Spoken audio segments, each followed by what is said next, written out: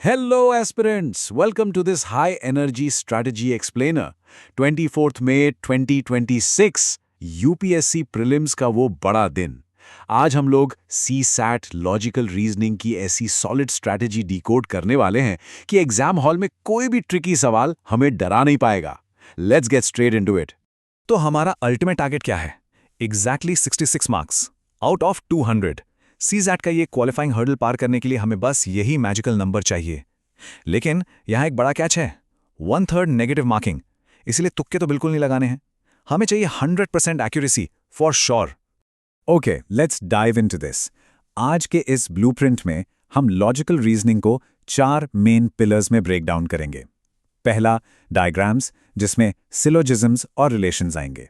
फिर मैपिंग यानी सीटिंग और डायरेक्शंस। उसके बाद पैटर्न्स जैसे सीरीज और कोडिंग।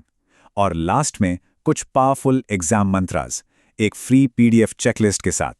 राइट, तो स्टार्ट करते हैं हमारे पहले सेक्शन से, डायग्राम्स, सिलोजिज्म्स और रिलेशंस, जहां हम एब्स्ट्रैक्ट कनेक्शंस को विजुअलाइज करना सीखेंगे।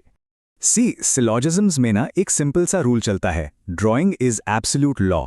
ये ऑल, सम और नो के गोल्डन रूल्स हमें दिमाग में फिक्स करने हैं। ऑल ARB का मतलब है सबसेट सर्कल, ए पूरी तरह बी के अंदर। सम ARB मतलब थोड़ा सा पार्शियल ओवरलैप। नो ARB दिखाना हो तो बिल्कुल सेपरेट सर्कल्स बनाएंगे। और हाँ, सबसे बड़ा ट्रैप, सम और सम मिलाकर कोई डेफिनेट कंक्लूजन नहीं निकलता। दिमाग में बिठा लीजिए, वेन डायग्राम बनाना यहाँ एब्सोल्युटली मैंडेटरी है। चलिए एक एक्चुअल प्रीवियस ईयर क्वेश्चन देखते हैं, तभी तो क्लियर होगा कि एग्जाम डे पर प्रेशर में ये रूल्स कैसे अप्लाई होते हैं। स्टेटमेंट्स ध्यान से सुनिएगा। All doctors are engineers, some engineers are teachers. अब कंक्लूजन्स देखिए। I, some doctors are teachers. 2, some teachers are doctors. क्या लगता है आपको? Now what's really interesting here is कि सही जवाब ऑप्शन डी है, यानी नीदर कंक्लूजन फॉलोज। अब ऐसा क्यों? क्योंकि डॉक्टर्स और टीचर्स के सर्कल्स ओवरलैप हो भी सकते हैं और नहीं भी। हम स्ट्रिक्टली कंफर्म नहीं कह सकते। इसीलिए रूल ऑफ थंब ये है दोस्तों, कभी भी खुद से ओवरलैप अज्यूम मत कीजिए। हमेशा पेन उठाइए और वेन डायग्राम ड्रॉ कीजिए। Okay, moving on to blood relations. यहां पर ये फैमिली ट्री टेक्निक लिटरली एक लाइफ सेवर है। विजुअल मैपिंग का इंटेलिजेंटली यूज कीजिए। मेल और फीमेल के लिए क्लियर सिंबल्स बनाइए, भाई बहन को हॉरिजॉन्टल लाइन से दिखाइए और पेरेंट चाइल्ड जनरेशंस के लिए वर्टिकल लाइंस। पेपर पर प्रॉपर ट्री बनाने से हम उन फेटल मेंटल कैलकुलेशन एरर से बच जाते हैं जो सीधा नेगेटिव मार्किंग की तरफ ले जाती हैं। Let's test this out with a classic pointing to photograph PYQ. Ramesh एक तस्वीर की तरफ इशारा करके कहता है, She is the daughter of my grandfather's only son. तो सोचिए जरा, वो लड़की रमेश की क्या लगती है? इसको सॉल्व करने का बेस्ट तरीका है step by step family tree trace करना। ग्रैंडफादर का इकलौता बेटा यानी खुद रमेश के पिता, और पिता की बेटी क्या हुई? एग्जैक्टली, रमेश की बहन। So sister is the correct answer.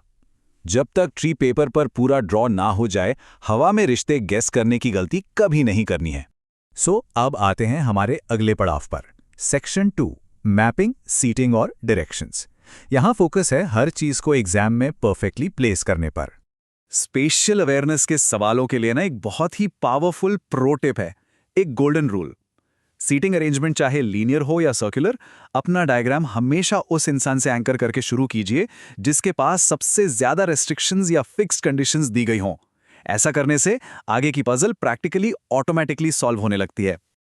Let's build some exam like pressure now. ये PYQ ध्यान से सुनिए। A, B, C, D और E नॉर्थ की तरफ फेस कर रहे हैं।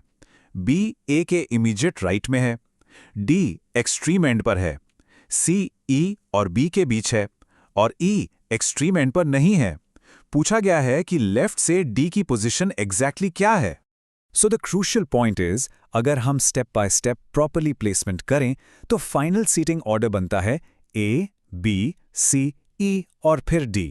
क्योंकि D एक्सट्रीम एंड पर है और बाकी कंडीशन सेटिस्फाई करनी है तो D आएगा 5th पोजीशन पर। देखा, डायग्राम बनाकर डिकोड करने से क्लैरिटी आती है और कंफ्यूजन का कोई चांस नहीं रहता। अब डायरेक्शंस की बात करें तो बेसिक रूल्स एकदम क्लियर होने चाहिए। Compass diagram north, south, east, west हर बार बनाना मैंडेटरी है। और याद रखिए, लेफ्ट या राइट टर्न हमेशा इस बात पर डिपेंड करेगा कि करंट फेसिंग डायरेक्शन क्या है। अगर 2 बार लगातार राइट टर्न लेना हो तो समझ लीजिए पूरा यू टर्न लग गया। और हाँ, शॉर्टेस्ट स्ट्रेट लाइन डिस्टेंस निकालने के लिए पाइथागोरस थ्योरम कभी मत भूलना। चलिए एक फास्ट पेस्ड डायरेक्शन PYQ देखते हैं। रोहन 10 मीटर्स नॉर्थ चलता है, फिर राइट टर्न लेकर 10 मीटर्स चलता है और एक बार फिर से राइट टर्न लेकर 10 मीटर्स चलता है। स्टार्टिंग पॉइंट से उसकी डिस्टेंस और डायरेक्शन क्या है? 1 सेकंड के लिए इसे मेंटली ट्रेस करने की कोशिश कीजिए, फिर पेपर पर ड्रॉ करके चेक कीजिए। अगर आपने प्रॉपरली पाथ ड्रॉ किया है तो आप देखेंगे कि रोहन घूमकर वापस उसी नॉर्थ साउथ लेवल पर आ गया है जहां से उसने स्टार्ट किया था। बस फर्क इतना है कि अब वो अपने स्टार्टिंग पॉइंट से एग्जैक्टली 10 मीटर्स ईस्ट की तरफ खड़ा है। Quite straightforward, right? Alright, moving on to the third logic hurdle, section 3, patterns, series और कोडिंग। अब वक्त आ गया है नंबर्स और अल्फाबेट्स के छुपे हुए लॉजिक को क्रैक करने का।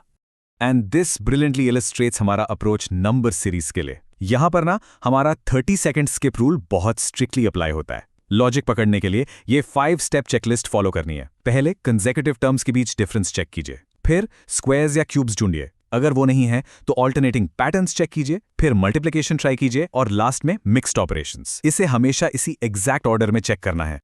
चलिए टेस्ट दिस स्ट्रैटेजी आउट। इस नंबर सीरीज PYQ में मिसिंग टर्म ढूंढिए, 3, 7, 13, 21, 31 और फिर ब्लैंक। लगाइए अपना पहला स्टेप और देखिए क्या कोई पैटर्न बनता है। एग्जैक्टली, अगर हम डिफरेंसेस देखें तो वो बढ़ रहे हैं, +4, +6, +8 और +10, यानी हर बार डिफरेंस में स्ट्रिक्टली 2 का इजाफा हो रहा है। इस लॉजिक से अगला डिफरेंस होना चाहिए +12, तो 31 में 12 जोड़ा और आंसर मिला 43। स्टेप 1 में ही हमारा पैटर्न क्लिक हो गया। अब कोडिंग डिकोडिंग की बात करें तो एग्जाम में कुछ पैटर्न्स रिपीटेडली पूछे जाते हैं, जैसे +1 या -1 पैटर्न, जहां लेटर्स आगे या पीछे शिफ्ट होते हैं। फिर आता है रिवर्स अल्फाबेट, जैसे A का Z, B का Y, और कभी-कभी तो सीधा पूरा वर्ड ही रिवर्स कर देते हैं, लाइक कैट बन गया टैक। इन पैटर्न्स को जल्दी आइडेंटिफाई करना आना चाहिए क्योंकि ये एग्जाम में आपके लिटरली बहुत कीमती मिनट्स बचा सकता है। ये PYQ देखिए एक बार। अगर दिल्ली को EFMEJ कोड किया गया है तो मुंबई को कैसे लिखा जाएगा? अगर आप ध्यान से देखें तो यहाँ सीधा सीधा +1 पैटर्न लग रहा है। हर लेटर अल्फाबेट में एक कदम आगे बढ़ रहा है। तो बस मुंबई में यही सेम रूल अप्लाई कीजिए और आपको तुरंत आंसर मिलेगा NVNCJ। तो दोस्तों, ये रही आपकी फाइनल क्विक रिवीजन चेकलिस्ट। 24 मई को एग्जाम में बैठने से पहले खुद से ये चेक जरूर करना। क्या सिलोजिज्म्स में वेन डायग्राम बनाया?